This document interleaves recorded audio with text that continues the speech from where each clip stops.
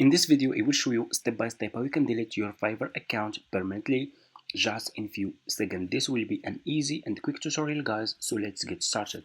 So all you have to do is just you need to open your Fiverr account like this. Go to your Fiverr homepage, okay? So this is my Fiverr account and I want to delete this account.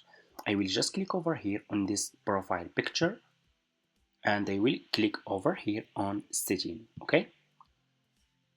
And you need to go to this page. It will take you to this page like this, as you can see. So just scroll down.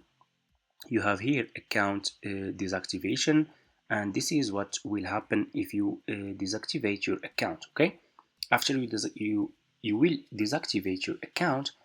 After a few weeks, your account will be permanently deleted. Okay, so all you have to do is just to choose a reason why you want to delete this account.